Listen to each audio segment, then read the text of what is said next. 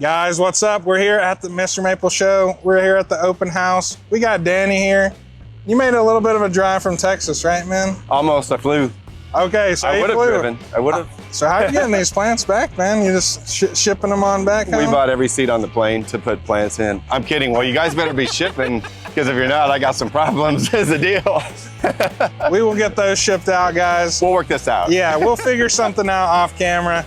Yeah. Man, we really appreciate you coming, dude. Yeah, man. I think we appreciate everybody coming, but whenever somebody makes a big trip, I think that you know, Yeah. this shows that next level of dedication and appreciation from us, man. And we're happy that you made it to open house. Yeah. What's your first experience so far in the open house? Actually, how much is here is overwhelming. How much staff is around to help, and everybody was real patient and cool. It's been a great experience. I don't doubt we might come back, you know? It was really cool. And this region, they don't talk about this enough, but this town is so beautiful. Just driving around, it's been a great trip, so. Yeah, you came in a good time. You know, we've been in a little bit of a drought, but the rain came in, you know, it rolled over top of those mountains. Yeah. Give us a nice overcast this morning for the open house. And we're standing in between the Hot Blonde and the Sekino Kegon we got in the gardens right now. I love showing those off whenever we can. Yeah, cool. But yeah, you got an awesome top 5 for some people in that heat. Yes. So yeah, what's the theme of your top 5 that you wanted to break down today? Yeah, well, you were talking about the drought, the overcast, and the heat. I first started researching Japanese maples. My dog tore up the one I had. So I started researching and found this plethora of information. Some of the stuff I was seeing saying that you cannot grow these in a, you know, like the extreme heat, especially like Central Texas. And it kind of bummed me out, but I was getting kind of different vibes from more watched sites like y'all. So I was like, I'll give it a shot. They're not that expensive, you know? And I found that both are true. You can't just half do this, you know what I mean? You got to like invest your time. You got to put up some shade if needed. If you're living in Central Texas, this is what I want to talk about. Because, you know, there's like, what, 5 million people in the San Antonio, Austin area. Austin for me. Most of us have live oaks that could be covering your lawn, you know? And if that's the case, dappled shade will do you pretty much any Japanese maple. The only thing is, and this is just true of Texas, you got to water them at least daily from roughly Memorial Weekend to, I would say, early October. And you can skip times. It's not like they're going to die, but the ground dries up overnight so fast that to me at sunset every night after work is such a great chance to go out and water them, you know? So, yeah, they will work, but even with that in mind, if you did like we did, we bought a new house that was once a pasture half a decade ago. There was no trees at all. So they put up like some oaks that are like 20 feet tall. So we don't have much shade. So it's been a lot of shade trees. And I did get an American maple, I call it. It's a, what's it called? October Glory. And it grows like several feet a year. The thing's like exploding in my yard. If you get something like that and get some ginkgos that are a good size, they're going to start growing up and provide that canopy if you don't have the oaks. But if you don't have those, you can go with this top 5 list, which these trees can grow. They're all kind of diverse from each other, and they can handle the full-on heat and actually totally thrive with them, as long as you're watering them daily, you know. Yeah, we were looking at that list, man. I'm starting, you know, as you do a lot of top 5s in my position, you start to notice the ones that are coming back up, especially for those like heat or cold areas. And you had some familiar ones on there, but there were some that I think were one that I don't see on top 5s all the time, which is really cool. Yeah. Yeah, the pecan trees, the live oaks, man. Some big shade trees in Texas. Yeah. It definitely, it helps. But if you don't have that, this is a great list to start with, honestly, man. Yeah, in Central Texas, you're going to get a lot of yards, especially if your house is a little bit older. They're going to have likely large live oaks, and really anything under that will work. Dapple lighting. So if you do go with a ginkgo or one of those, try to put it on your southwest side of the lawn so that you're getting that afternoon shade, and that should really help you. But without further ado, do you want to hear top 5? Bro, you know I love the maples, bro. So I know. Let's get into it. Let's go into the real stuff. Okay. What we're here to really talk about. All right. Number 5. Most of the red types are going to go really well, but I found that one that just thrives and looks just amazing is Fire Glow. Fire Glow, man, that is, you know, introduction from Ghirardelli Nursery out in Italy.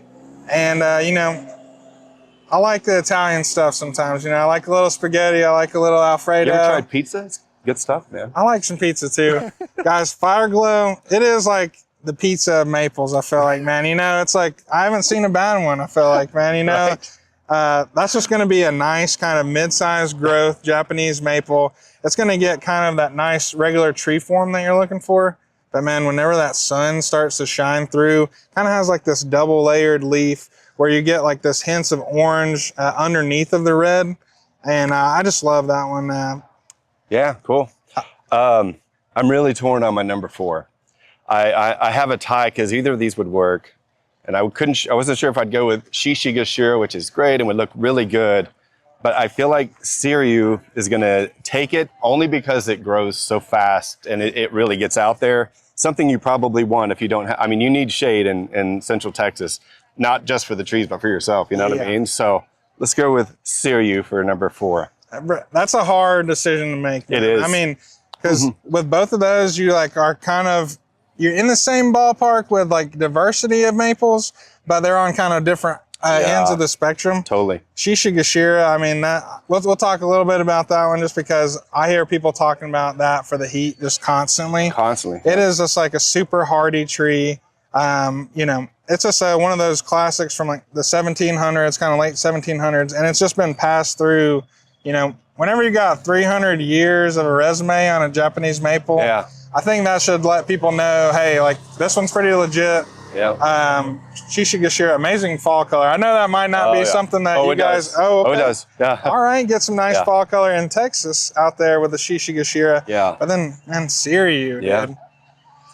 As we go through, like, you know, as I kind of gain more and more knowledge of the trees and everything, Siriu is one that I just keep getting pulled back to because, like, sometimes, you know, you have all these lace leaves. You have a lot of upright greens, even some other weeping varieties we kind of get into. Mm-hmm. Show me upright lace leaves other than Siriu, man. You know? Right. And I know that there's some cultivars from Siriu, but the fine thread-like lace leaf of it all is just so beautiful, super vigorous. Like, how do you use that in your garden other than shade? Like, you know, what do you kind of have planted around it and everything? Right now, planted around it, we are it's highly detailed. We're extending our back patio out to it and having it kind of be a part of that. To be growing up big enough to be part of the shade. It's on the southwest corner. It's so nice though, like you're saying with those fall colors. I'm really debating now about putting it out front so everybody can see it because it's that good of a tree. But Siriu is in the back right by it in the southwest corner because those two are like, that's a hard list, man. Those are both great trees. Yeah, I know. That's why I was like, that's a hard thing to split. I like both of those. We're going to talk about them. But yeah, texture on both of those too, as well as like the Shishigashira with that like crumple leaf, tight, dense structure. And then you got this lace leaf spreading structure. Right. It is a nice contrast between those two, honestly. And I just love just how much flexibility in the garden both of those give you. Yeah. And the fall color is amazing. Siriu, the biggest one I ever saw was in like either Alabama or South Carolina. Interesting. Yeah, so I mean, those are kind of some hotter places. Maybe not as hot as Texas, but you know, just that beautiful, like large spreading canopy. It almost looks like one of those like savanna trees out there. Yeah, you know what I'm saying? Like, and then one of my favorite things about maples too, and we can talk about this with Fire Glow as well, but just like looking up through and like, you know, looking at that Texas sky up underneath that Japanese maple is something that's so awesome. Yeah. And Siriu kind of gives you that pretty quick as you get into it. Yeah. Great maples there, man. What makes Central Texas a little bit different is we're just on the edge of the, I think it's subtropic because we're, 3 hours away from the beach in Conifers. So it's like, it's not, it might actually be a little bit milder, wetter than you might get in places like the deep south, the real south. So anyway, those are great choices. I definitely would go with those. Number 3 on my list, that's done really well. Actually, I have 3 up the side of my house. Sukasa Silhouette. they just, I don't know that I can give them enough sun, honestly. They do so well, and just in their columnar form, just going up the side of a house, it's just, they're beautiful. I really enjoy that one. I think as we, you know, as you get into it, I know I keep saying that, as you get into maples, you kind of realize there's levels to this, man. You know what they say, like, you know, first you get drawn in by that beautiful variegation. Then you kind of get drawn in by like the forms, and like, then it's the rarity of it, I feel like. Totally. But Sukasa Silhouette, man, it wins like in form, like for me, man. You know, when I got to travel to Japan last year, went to Sukasa Maple Nursery, where they introduced that tree. Met Yutaka Tanaka, and in front of his nursery, he has a Sukasa Silhouette that's pruned like a Christmas tree. And I was just like, wow, like the shape of it is just this perfect conical shape. Lots of dedication to pruning that. But something that's cool about this and a lot of those other columnar trees is that first set of growth is going to be very typical growth. So you're going to get that nice lateral branching, but the second tier growth can be very atypical. You know, you'll get long branches that run here and there. The plant's trying to use what energy it has kind of saved up. But he would go in and he would prune that secondary growth of it off, and it just leaves you with this beautiful, tight, dense structure, a really healthy looking tree. And yeah, we actually have 2 of them up here on the corners of the nursery that are just amazing. I do plan to get in there neurotically, getting you know, that shape going if I can. It's funny you mentioned looking like Christmas trees. This is a bit off topic, but if you do live in Central Texas, we tend to get the fall, like, it's seriously more like almost Christmas. It's after Thanksgiving. Yes. So Peve starfish is one of the most unique, like, Christmas type of trees. Put that with your poinsettias and everybody's going like, what is that?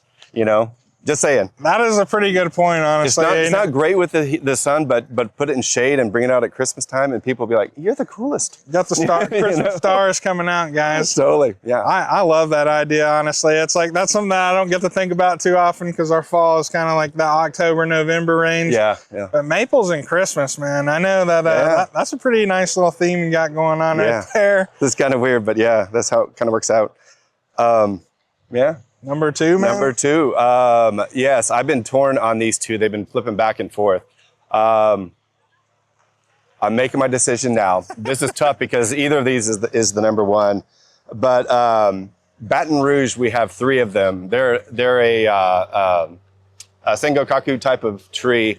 Their colors are just amazing. Like right now in our spring-ish, they were late to bloom. And then in the fall, it's just, I don't even know how I could describe the color. Is it fluorescent pink? It's just, but it's also red, and it is just brilliant with some orange.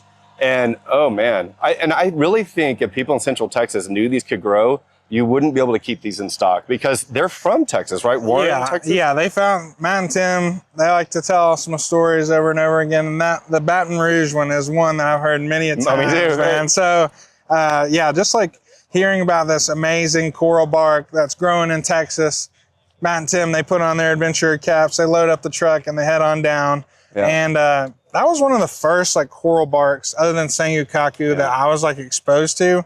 So I really have like a special place in my heart for that one, which I know is funny because you know, it's a tree, but totally, something that always like gets like, it's kind of burnt in my memory. It's like seeing a tray of seedlings or a tray of like, you know, early liner growths of these trees. And it was just like this beautiful red like tray. And it just almost looked like this wiry kind of fire that was going. I get you. And I love that. It has like some of the most like red bark out of any of those coral barks that we have. So, you know, Matt and Tim and me, I always say it too. Make sure to put this with like some conifer background, something that is going to stay kind of the evergreen. Okay. Because that's when that starts to pop hard, you know. Okay. Like having it up against maybe like if you have a white wall somewhere on the back of your house or something like that, where even during the winter time that this thing really starts to put on a show. Nice. Yeah. But the fall colors of the coral barks and that sort of thing are definitely very slept on. Yeah. Just some really dynamic color going on with the fall colors on those trees. For sure. Yeah, I mean, seriously, Texans should own them. They're from Texas. I mean, it's not like, can they do it? That's where they're from, you know? And we believe in Central Texas. We just can't get fall colors, but you're wrong, you know? Which probably makes you wonder if that one is so perfect for Texas, what the number one would be, which is kind of weird because I didn't expect it, but I got this, if you're ready for the number one. I'm ready, dude. And I think it's one of the best trees with the worst names. I jokingly say that it could be called Acme Tree, but it's no disrespect to whoever named it, but it's columnar is my number one pick. What makes this so great is that in Central Texas, we don't like to let loose of much land. Our yards are like the size of a postage stamp, you know what I mean? You don't have much space to work with, and these things just shoot up great. They're a nice dark green in the summer, and they're very narrow, so they don't take up much space. And their fall color, if you hear me out, is burnt orange during football season in Austin, Texas. Now you tell me if you would not want to have a burnt orange tree in your lawn during football and basketball season. It's seriously like it was invented for Texas. And if they renamed this thing to burnt orange, you would sell out constantly. Yeah, you know, I know you don't want to throw any shade at people naming trees, but I'll throw a little bit of shit. Come on, guys. We got to put, you know, spin the wheel or something. Come up with a couple different names. Yeah. I think we're past the Latin name part. But guys, columnar is one of those cool trees. It's another one that I hadn't really heard too much about it till like maybe earlier this spring or last spring. Just kind of getting that one. I know Tim was kind of singing the praises of it. It's a kind of a faster growing columnar tree. It's going to get about 15 foot in that 10-year range by about 3 to 5 foot wide. So I think that's really awesome. If you're looking for something that's going to get out there. I know whenever we went to Jay Sifford's, he's an awesome gardener in this area. He's always talking about framing. Yeah. So like framing in the garden is super important. That's something, you know, I remember doing as a kid. I was kind of putting my fingers up, looking through the camera lens. Yeah, exactly. Yeah. So I'm always trying to think about some framing and that sort of thing. And sometimes we'll have like those built-in frames, like you have your windows, you have your doorways. Yeah. But planting these columnar trees in the garden can allow you to have this kind of, you know, naturalistic looking frame that will help you kind of set up the rest of your garden, kind of help you with composition and that sort of thing. Yeah. But yeah, I really enjoy the columnar plants. I think there's a lot of plants out there that kind of give you these, they're like tool plants almost. But whenever you can have a plant that's a tool and also just like one of your favorite trees in the garden, I think that lets you know, hey, this is like in a different echelon of tree. Yeah. Yeah, I give props to Sean for the vertical interest. So those Sakasa silhouettes, I also have a Twombly's Red Sentinel out front. And then these, the columnar, all of those we're thinking with that because I only have so much space, but great advice because, you know, you can grow a lot of trees in a small space because of the narrow, you know, footprint that they take up. Yeah, I've heard Sean say vertical interest a million times. I've heard that a few times, yeah. I love that guy. He definitely has taught me a lot about landscaping. But yeah, man, I really appreciate you coming to the open house. Man. I appreciate you. He's like, hey, man, we're shooting a top 5 right now. I'm like, yeah, let's do it, bro. Stop what you're doing. Let's do this. And we got you some cool looking trees today. Picked up a firefall and some other stuff going on. So that's awesome. We love it whenever people come from everywhere, man. Even if you just live down the street, come to open house. Yeah. It's a good time. You're gonna get to be around some like-minded people, have a chat, ask lots of questions about maples. And yeah, you might even meet this guy here if you come. Maybe, that's right. So who doesn't want that? Exactly, man. Guys, I'm gonna run through the laundry list. Like, subscribe, share with your gardening friends. Leave a comment if this guy did a good job or he has one of your favorite trees in his top 5 list. And yeah, we really appreciate you guys watching today. Remember, take care, God bless, and have a great day.